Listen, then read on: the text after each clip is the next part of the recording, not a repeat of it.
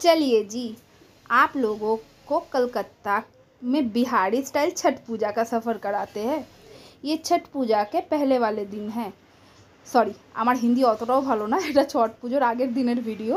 আমাদের পাড়ায় এক কাকি ছট পুজো করে, তো তারই হাতে হাতে আমরা ঠেকুয়া বানাচ্ছি। অবশ্যই এটা ভোগের ঠেকুয়া নয়, মানে সুপে যে ঠেকুয়া দেওয়া হয় সেটা নয়, লোককে প্রসাদ বিতরণ যে করা হবে সেই ঠেকুয়া। সেটাই আমরা খুব আনন্দ করে আমরা সবাই মিলে এখানে ঠেকুয়ার কাজে লেগেছি, ঠেকুয়া বানানোর কাজে। খুব মজা করেছি, খুব আনন্দ হয়েছে। দেখো, সবাই মিলে হাতে হাতে কাজ করলে পরে যে কোনো কাজের মজা ছাটাং করে 2-3 গুণ বেড়ে যায়। আর আমাদের যেখানে আমরা থাকি সেখানে আমরা সবাই সব জাতকেই আমরা সম্মান করি। যাই হোক, এইটা ছট পুজোর প্রথম দিন, মানে যেদিনকে বিকেলবেলার আর জান করা হয় সেই দিনকার ভিডিও। দিদি, আমি আর নান্দু এখন আমরা যাচ্ছি হচ্ছে গঙ্গার ঘাটে। তো গঙ্গার ঘাটে গিয়ে ওইখানেই পুজো হবে। কাকিরা একটু আগে বেরিয়ে গেছে, আমাদের একটু লেট হয়েছে। আর এইখানে দেখো অনেকেরই মানসিক থাকে যারা ডন্ডি কেটে পুজো দেয় আর কি। তো এখানে দেখো আমরা চলে এসেছি। কাকিরা এখানে সুন্দর করে স্যুপ সাজিয়ে নিয়েছে। এই স্যুপ, কলার কাঁদি এগুলো সব নিয়ে গিয়ে গঙ্গার জলে নিয়ে গিয়ে আরাগদান করা হবে। করার পরে তারা উঠে এসেছে। এইবারে পুজো করে নিয়ে এবার সিঁদুর আমাদেরকে দিয়ে দিচ্ছে। এই সিঁদুরটা না নাক থেকে একদম লম্বা সিঁথি পর্যন্ত পড়ে, খুব ভালো লাগে এই সিঁদুরটা। আর একটা দিন মানে আমরা সবাই, মানে বাঙালি বলো অবাঙালি বলো যারা রয়েছে সবাই এরকমভাবেই সিঁদুর পরি। আর আজকের দিনে না অরেঞ্জ, হলুদ এই কালারগুলো খুব শুভ হয়, তো সেটাই আমরাও পরেছি।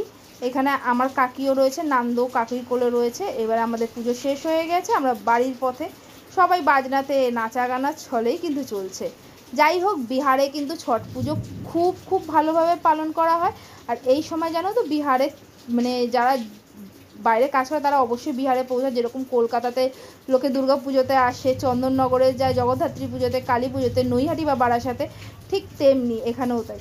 কথা বলতে বলতে পরের দিনের সকালবেলা দেখো এখানে আমাদের এক কাকা আছে যে কিনা এরকম চা ঠা বিতরণ করে, তারপরে গামছা, আলতা, সিঁদুর, পুজোতে দেওয়ার যে দুধ ফুল এগুলো দেয়।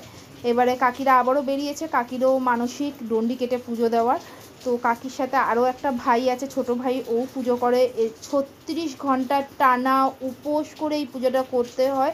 এই ঠাকুরটা খুব জাগ্রত, আমরা মন থেকে খুবই মানি। আমরাও রেডি হয়ে গেছি কাকিদের সাথে, আস্তে আস্তে ধীরে সুস্থে আমরাও গঙ্গার দিকে এগিয়েই চলেছি। তো এসে পড়েছি গঙ্গায়। এবারে গঙ্গায় এখানে পুজো পাঠ হচ্ছে। চলো তোমাদেরকে নিচে নিয়ে যাই, যে নিচে কিভাবে পুজো হয় না হয় সেটা দেখাবো। দেখো এখানে কীরকম অন্ধকার হয়ে রয়েছে না, এখন বাজে ভোর 4টে। দেখো সূর্য মানে যেই বেরোনো আরম্ভ হয় অমনি পুজো পাঠ চালু হয়। এই যে কাকিরা পুজো করছে, দেখো প্রচুর ভিড় এই সময় গঙ্গায় হয়, কেউ কাউকে মানে ধরা ছোঁয়ার বাইরে। আর এইখানে দেখো কাকি একটুখানি হোমযজ্ঞ আরতি করে পুজো করে নিচ্ছে। হোমযজ্ঞ বলতে তো সেরকম আর হোমযজ্ঞ না, জাস্ট একটু আহুতি দেওয়ার জন্য ঠাকুরের উদ্দেশ্যে। তো যেহেতু আমরাও নিরামিষ খেয়েছি আর মন থেকে ঠাকুরকে মানে শুদ্ধ বস্ত্রে গেছে, ওই জন্য আমিও একটু আহুতি দিয়ে নিলাম, কারণ এই আহুতিটা দেওয়াও বলে খুব ভালো হয় আর কি। তো কমপ্লিট করে নিয়েছি, করে নিয়ে এবার নাচা গানা করতে করতে আমরা কিন্তু এগোচ্ছি আমাদের বাড়ির উদ্দেশ্যে। 36 ঘন্টা উপোস থাকার পরে আজকে কাকিরা কিছু জল, কিছু ফল বা মিষ্টি খাবে। যাই হোক, সেটা কাকিরা ভালো বলতে পারবে, আমি অত ভালো হয়তো বলতে পারবো না। এখানে ছট পুজোর প্রসাদ তোমাদেরকে দিলাম, তোমরা গ্রহণ করো, আশা করছি তোমাদেরও ভালো লাগবে। কমেন্টে অবশ্যই লিখবে জয় ছটি মাইয়া।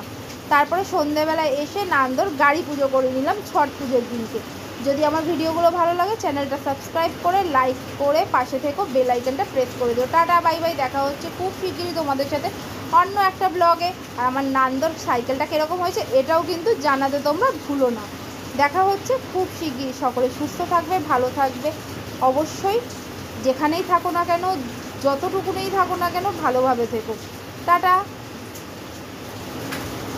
জয় ছটি মাইয়া, জয়। সবাই ভালো থাকো, সুস্থ থাকো, এই প্রার্থনা।